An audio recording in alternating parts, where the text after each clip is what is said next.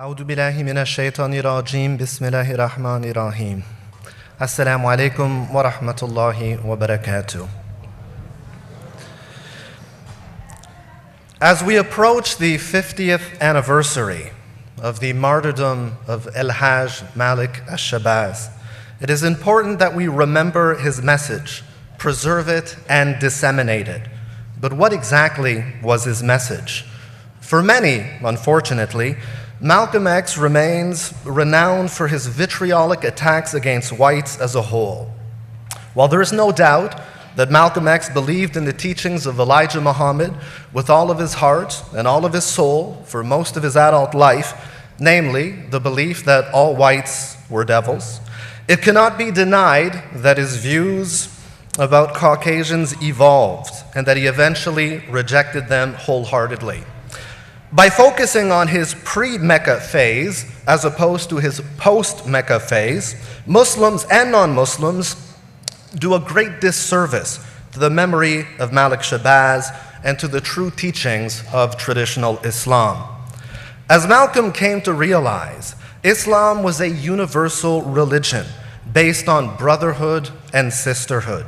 It was an inclusive as opposed to exclusive faith, which was open to believers of all races. It is important then to remind people that while Malcolm X was determined to bring Islam to African Americans, he was also committed to delivering this very same message to all Americans, regardless of race. An obligation upon all adult Muslims who are healthy and wealthy enough to undertake it, the Hajj is saturated with spiritual lessons of all sorts. Upon the completion of a successful pilgrimage to Mecca, a Muslim is said to return home as pure as a newborn baby, purified of sins and provided with a soul like a shiny blank slate. If ever there was a transformative Hajj, it was the pilgrimage of Malcolm X, a man torn between the teachings of Elijah Muhammad, the self-proclaimed messenger of Allah, and the teachings of Muhammad ibn Abdullah, the final messenger of Allah, according to all Orthodox Muslims, peace and blessings be upon him. In fact, Malcolm had for years struggled between heterodoxy and orthodoxy. In fact, as early as October 10th, 1963, Malcolm X remarked that when you become a Muslim, you don't look at a man as being black, brown, red, or white. You look upon him as being a man. While he had been gradually drawing closer to mainstream Islam for over a decade, being gently groomed by mainstream Muslims, Malcolm X had yet to take the final step, namely, to reject the racist and heretical doctrines of the Nation of Islam and enter fully into the fold of the Muslim Ummah. This step would come as a result of interaction with a myriad of Muslims from all over the world during the course of the Hajj, the impact of which can only be described by Malcolm himself. Jeddah, Saudi Arabia, April 20th, 1964. Malcolm writes, "Never have I witnessed such sincere hospitality and overwhelming spirit of true brotherhood as is practiced by people of all colors and races here in this ancient holy land, the home of Abraham, Muhammad, and all the other prophets of the Holy Scriptures. For the past week, I have been utterly speechless and spellbound by the graciousness I see displayed all around me by people of all colors. There were tens of thousands of pilgrims from all over the world. They were of all colors, from blue-eyed blondes to black-skinned Africans. But we were all participating in the same ritual, displaying a spirit of unity and brotherhood that my experiences in America had led me to believe never could exist between the white and non-white. America needs to understand Islam, because this is the one religion that erases from its society the race problem. Throughout my travels in the Muslim world, I have met, talked to, and even eaten with people who in America would have been considered white, but the white attitude was removed from their minds by the religion of Islam. I have never before seen sincere and true brotherhood practiced by all colors together, irrespective of their color. During the past 11 days, here in the Muslim world, I have eaten from the same plate, drunk from the same glass, and slept on the same rug while praying to the same God with fellow Muslims whose eyes were the bluest of blue, and whose hair was the blondest of blonde, and whose skin was the whitest of white. And in the words and in the deeds of the white Muslims, I felt the same sincerity that I felt among the black African Muslims of Nigeria, Sudan, and Ghana. We were truly all the same, brothers, because their belief in one God had removed the white from their minds, the white from their behavior, and the white from their attitude. I could see from this that perhaps if white Americans could accept the oneness of God, then perhaps too, they could accept in reality the oneness of man and cease to measure and hinder and harm others in terms of their differences in color. MashaAllah. The publication of his letter from Mecca, wrote Malcolm Shorty Jarvis, did cause a lot of controversy. Most people, he continues, didn't believe he had experienced a change of heart. The mutual feeling among the general public was the letter was a camouflage, a fake, indeed a con or a hustle. Jarvis, however, was perspicacious enough to see the truth for what it was. I believe Malcolm said it all when he said, I learned the truth in Mecca. I learned the truth in Mecca. For Jarvis, it was an admission of guilt in the form of an explanation. According to Jarvis, Malcolm X had been previously incapable of seeing through deceitfulness. As he explains, the Supreme Power knows I tried relentlessly to make him see a different point of view about people being people, regardless of race, creed, or color. Once again, he flatly refused to hear this saying, black is black and white is white, and the two will never mix. As Malcolm Jarvis had explained to him time and again, let's not follow the white man's ways of evil, hatred and hypocrisy and deceitfulness. Let's find another way. That way, Malcolm would finally find in Mecca. Although Malcolm X had been exposed to mainstream Islam from the time he was a teen, while he was in prison and during his ministry with the Nation of Islam, it was not so much the theory of Islam that made him reconsider his mode of thinking, but rather the practice of Islam. In Mecca, Malcolm met Muslims from all over the world. And while they hailed from different countries, came from different cultures, and expressed themselves in different languages, they were all united by their common creed. As a black man coming from the United States, a country with a shameful history of racism, Malcolm could scarcely conceive that whites and blacks could get along as brothers and sisters. This was certainly not the first time that Malcolm had met white Muslims. In fact, he had visited Egypt, Palestine, Syria, Iran, the United Arab Republic, and Saudi Arabia in 1959 as the emissary of Elijah Muhammad. Malcolm X could not have helped but notice that Muslims were not all black, as W.D. Farad and Elijah Muhammad had taught, and that many whites were actually devout Muslims. If Malcolm X had seen Egyptians in Egypt, Palestinians in Palestine, Syrians in Syria, and Saudis in Saudi Arabia, they were all very much birds of a feather. What was unique about the pilgrimage to Mecca was that Muslims of every imaginable color came together in one place, at one time, in a spirit of brotherhood and sisterhood. By 1964, Malcolm had read the Quran. He knew that all human beings descended from Adam alayhi salam, and he knew that God created diversity to enrich humanity. He was most certainly familiar with the Prophet Muhammad's final sermon, peace and blessings be upon him, in which he stated that there was no difference between Arabs and non-Arabs and between whites and blacks. What Malcolm lacked was experiential knowledge of this reality. This he found during his 1964 Hajj to Mecca.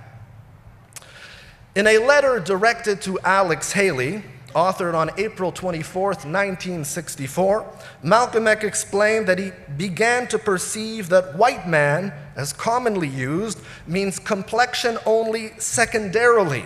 Primarily, it describes attitudes and actions. He also observed that the white Muslims he had encountered during the pilgrimage were more genuinely brotherly than anyone else had ever been. He realized that in Islam, faith comes before color. He came to comprehend that people in other parts of the world identified themselves on the basis of religion, language, culture, and nationality, and not pigmentation they cannot possibly control. In his diary, writes Ambar, Malcolm described the symbiotic relationship between his religious awakening and the possibilities for racial brotherhood. Speaking of his pilgrimage, he wrote, "Never in America have I received such respect and honor as here in the Muslim world. Just upon learning I'm a Muslim, people, white, black, brown, red, and yellow, all act alike as one, as brothers. People with blue eyes and blonde hair, bowing in complete submission to Allah, beside those with black skin and kinky hair. As they give the same honor to the same God, they in turn give some equal honor to each other." As Ambar explains, Malcolm's conversion to Orthodox Islam enlivened in him a broader hopefulness for humanity, and specifically relations between blacks and whites, than was previously conceivable. Excuse me. Nothing, continues Ambar, surpassed his excitement about Islam's potential to transcend racial and socioeconomic differences during the Hajj. Since he had marked his conversion from criminal atheist to black Muslim by dropping his family name Little and replacing it by X, he formally changed his name to Al-Hajj Malik al-Shabazz to mark his religious conversion to traditional Islam. As Amber puts it, becoming Al-Hajj Malik al-Shabazz was freedom from organizational orthodoxy within the Nation of Islam and its deviation from acceptable Islamic teachings. And yet, by remaining X and Malik al-Shabazz, Malcolm was holding on to two visions of himself and his politics. He was linking himself to the black diaspora in the Western Hemisphere. As he responded to Berkeley at Oxford, and he was forging ties to the broader Dar al-Islam, the Muslim world, that he had already joined to great personal satisfaction. Bismillah. In reaching out in this way, Malcolm also sought to project himself as someone whose extremism was within the bounds of moral conduct, despite whatever images of himself were formed in the minds of his worldwide audience. In an interview conducted with CBC's Mike Wallace after his return from Mecca, Malcolm stated that, "The Holy Quran teaches us to judge a man by his conscious behavior, his intentions. So I judge a man by his conscious behavior, his deeds. I am not a racist. I do not subscribe to any of the tenets of racism. It's not a case of being good or bad blacks and whites. It's a case of being good or bad human beings." On August 25th, 1964, 4 months after his life-altering Hajj, Malcolm was humble enough to recognize the error of his ways and publicly repented for his wrongdoing. "In the past, I permitted myself to be used by Elijah Muhammad, the leader of the sect known as the Black Muslims, to make sweeping indictments of all white people, the entire white race. And these generalizations have caused injuries to some whites who perhaps did not deserve to be hurt. Because of the spiritual enlightenment, which I was blessed to receive as a result of my recent pilgrimage to the holy city of Mecca, I no longer subscribe to sweeping indictments of any one race. My religious pilgrimage to Mecca has given me a new insight into the true brotherhood of Islam, which encompasses all the races of mankind. The pilgrimage broadened my scope, my mind, my outlook, and made me more flexible in approaching life's many complexities and in my reactions to its many paradoxes. At Mecca, I saw the spirit of unity and true brotherhood displayed by tens of thousands of people from all over the world, from blue-eyed blondes to black-skinned Africans. This served to convince me that perhaps some American whites can also be cured of the rampant racism which is consuming them and about to destroy that country. I am now striving to live the life of a true Sunni Muslim. In the future, I intend to be careful not to sentence anyone who has not first been proven guilty. I must repeat that I am not a racist, nor do I subscribe to the tenets of racism. I can state in all sincerity that I wish nothing but freedom, justice, equality, life, liberty, and the pursuit of happiness for all people. From a black nationalist or supremacist, Malcolm X had become an internationalist and a humanist committed to social justice for all. Malcolm no longer viewed the world or socioeconomic and political matters as black and white. Elijah Muhammad's Manichaeism and pessimism was replaced with critical thinking and optimism. Islam, besides being a source of spiritual salvation, could facilitate the elevation not only of blacks, but of whites as well. Demonstrating a remarkable degree of tolerance and acceptance for diversity, he wrote, "I am a Muslim who believes wholeheartedly that there is no God but Allah, and that Muhammad ibn Abdullah is the last messenger of Allah. Yet some of my dearest friends are Christians, Jews, Buddhists, Hindus, agnostics, and even atheists. Some are capitalists, socialists, conservatives, extremists. Some are even Uncle Toms. Some are black, brown, red, yellow, and some are even white. It takes all of these religious, political, economic, psychological, and racial ingredients to make the human family and human society complete." Categorically rejecting the racist doctrines of the Nation of Islam, Malcolm Shabazz professed that on December 12, 1964, he was against any form of racism. He was no longer a black Muslim, namely a follower of Elijah Muhammad's movement, but simply a Muslim. "I'm a Muslim, which means my religion is Islam. I believe in Allah. I believe in all the prophets, whoever represented God on this earth. I believe what Muslims believe: prayer, fasting, charity, and the pilgrimage to the Holy Land, Mecca, which I've been fortunate enough to make 4 or 5 times. I believe in the brotherhood of man, all men, but I don't believe in brotherhood with anybody who doesn't want brotherhood with me." As a mainstream Muslim, Malcolm X had realized that people were people, namely that there were righteous people and that there were evil people of all colors and creeds. As such, he was prepared to be a brother to anyone who wished to be his brother, whether such a person was black, brown, red, yellow, or white. Understandably, there was no place in his heart for racists and bigots of any ilk. Still, he observed that while racism was deeply rooted in the older generations of white Americans, many of the younger whites were opposed to segregation, discrimination, and racism. They were thus a fertile ground for planting the seeds of Islam, or at the very least, sentiments of humanity. As he made clear in an interview conducted on January 18, 1965, "I'm not a racist. I'm against every form of racism and segregation, every form of discrimination. I believe in human beings and that all human beings should be respected as such, regardless of their color." No longer did Malcolm judge people on the basis of something they could not possibly control, the pigment of their skin or their facial features. No longer did he espouse the separation of races and object to mixed marriages. After the speech he delivered in Paris in late 1964, he was asked whether he was opposed to interracial marriages. He compared it to a matter of faith, saying, "How can anyone be against love? Whoever a person wants to love, that's their business. That's like their religion." For those who believe that he was pandering to liberals, Malcolm made the same statement when he returned to the United States.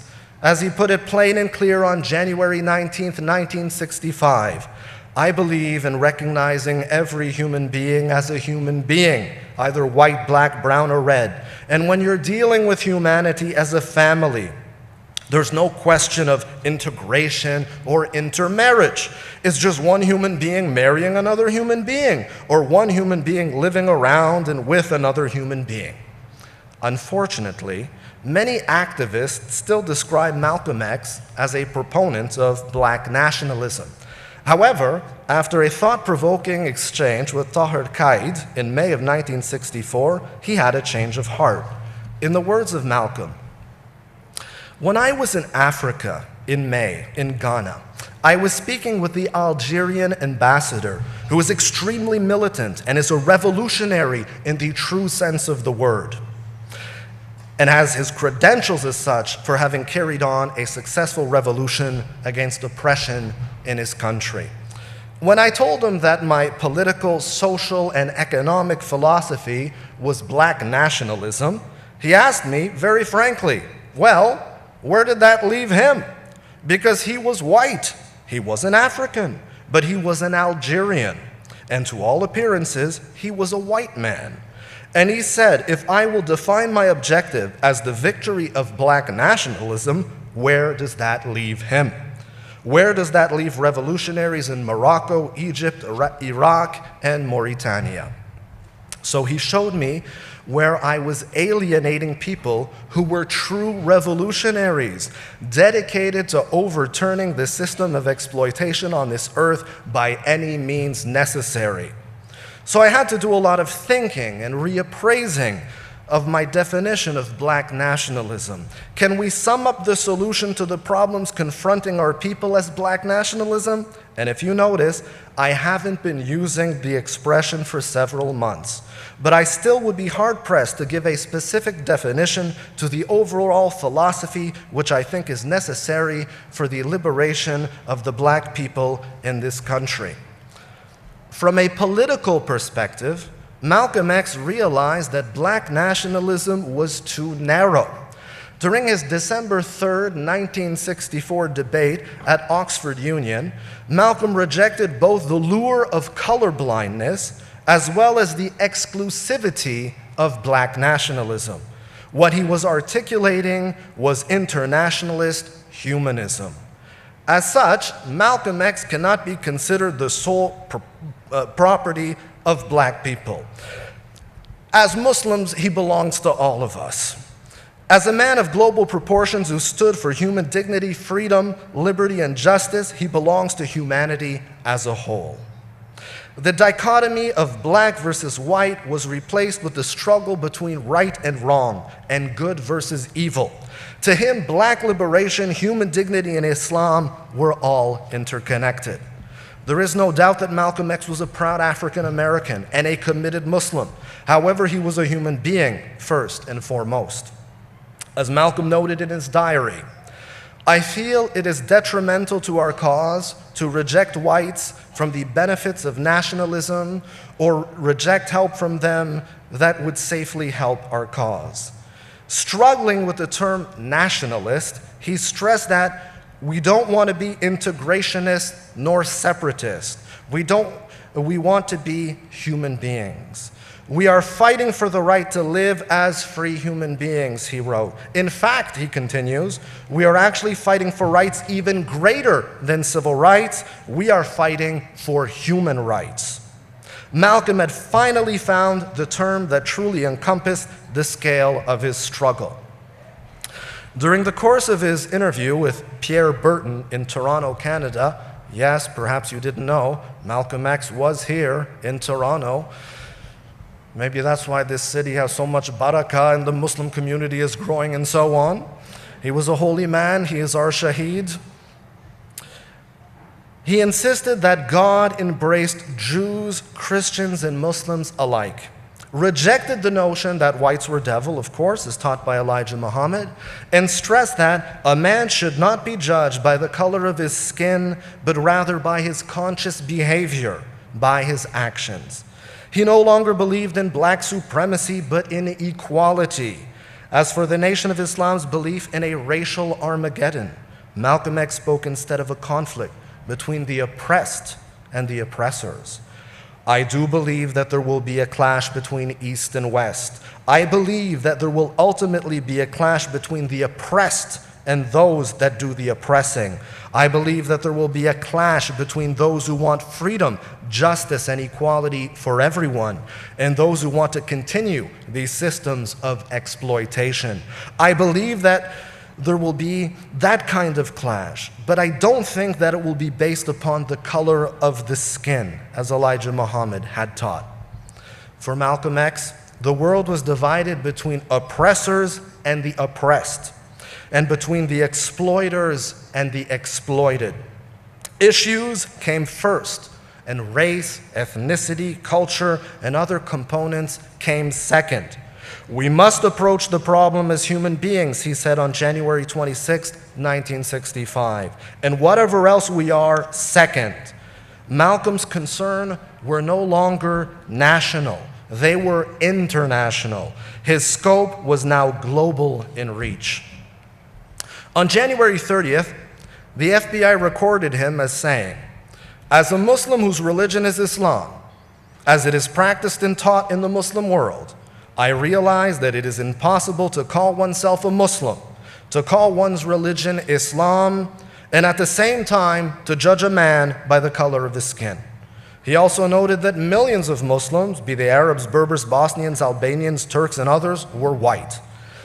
If Elijah Muhammad says that all white men are devils, then you have the king of Arabia, King Faisal, who was white. He is the keeper of the holy city of Mecca, and many other Arabs in Egypt and Algeria and other places. They are, from all appearances, white. Following in the example of the Prophet Muhammad, peace and blessings be upon him, who prohibited Muslims from oppressing and remaining oppressed, Malcolm X confronted his critics on February 9, 1965, reassuring them that he was not the violent racist that he was made out to be in the media. "I don't advocate violence, and I'm not a racist. And I'm against racism and against segregation. I'm against anything that is immoral and unjust. I don't judge a person according to the color of their skin. I judge a person according to what he believes, according to his deeds and his intentions." Rather than echo the teachings of Elijah Muhammad, Malcolm X was echoing the teachings of the Quran, which commands Muslims to oppose racism, promote the good and forbid the wrong, stand out firmly for justice, and judge people on the basis of their actions and intentions. He further added that, "I believe in taking an uncompromising stand against any forms of segregation and discrimination that are based on race. I myself do not judge a man by the color of his skin." As he expressed during his debate at Oxford Union in late 1964, "I don't believe in any form of apartheid. I don't believe in any form of segregation. I don't believe in any form of racialism." In a letter to Dean Rusk, in which he protested being barred from France, Malcolm X disavowed any identification as a racialist, stating that, "I adopt a judgment of deeds, not of color." Not only was Malcolm X objecting to the segregation of blacks by whites, he was evidently opposing the separation of blacks from whites espoused by the Nation of Islam. He realized that the cure to racism was not segregation and separation, but unity. In his last meeting with Gordon Parks, Malcolm X made some moving comments which showed his remorse for having rejected the solidarity of socially conscious and committed whites who could have made important contributions to his cause. "Remember the time that white college girl came into the restaurant, the one who wanted to help the Muslims and the whites get together? And I told her there wasn't a ghost of a chance, and she went away crying. Well, I've lived to regret that incident. In many parts of the African continent, I saw white people helping black people. Something like this kills a lot of argument." Malcolm X realized that any social, cultural, economic, and spiritual revolution would require the support of people of all ethnic, racial, cultural, religious, and linguistic backgrounds, and that peace, equality, justice, and liberty could only come about through unity. In short, Malcolm X had realized that he had been wrong about generalizing about all whites. as experience had shown him that white Muslims, along with some whites who were not Muslims, rejected racism as strongly as he did.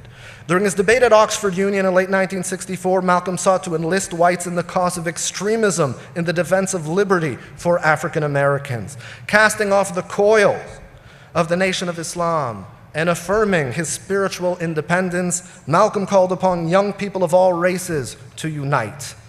And in my opinion, the young generation of whites, black, browns, whatever else there is, you're living in a time of extremism, a time of revolution, a time when there's got to be a change. People in power have misused it, and now there will be a change. And a better world has to be built, and the only way it's going to be built is with extreme methods. And I, for one, will join in with anyone. I don't care what color you are, as long as you want to change this miserable condition on this earth. Thank you. If a disproportionate amount of emphasis has been placed on the pre-Mecca Malcolm as opposed to the post-Mecca Malcolm, it is also the result of reasons of state. There is no doubt whatsoever that the powers that be have deployed all of their efforts into disseminating the image of Malcolm X as some sort of racist, black supremacist, and separatist. The speeches that are spread, the citations that are selected, the images that are circulated all portray a parochial, localized, time-bound Malcolm X whose extreme views are expired and which have no global resonance. With the exception of a small circle of scholars, most people, including Americans and non-Americans of all religious and racial backgrounds, have been presented a myopic, reductionist, and unrepresentative vision of Malcolm X. The pre-Mecca Malcolm actually keeps the black man down. This is the reason that so much energy has been invested in maintaining this mythical representation.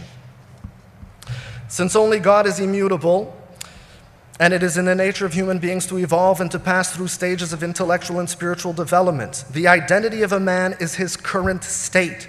Just like it would be unfair to portray Malcolm X as Detroit Red, the drug-addicted criminal and pimp, or Satan, the blasphemous atheist prisoner, it is equally unjust to present him as Minister Malcolm X, the white-loathing spokesman from the Nation of Islam, as Betty Shabazz would tell scholars and authors after they surveyed Malcolm's life during commemorative speeches. Your speech was very beautiful, but you left my husband in the nation. So what is my point? What must you take away from this lecture? It is quite simple. God is one, humanity is one, and there is no room for racism in Islam. Assalamu alaikum wa rahmatullahi wa barakatuh.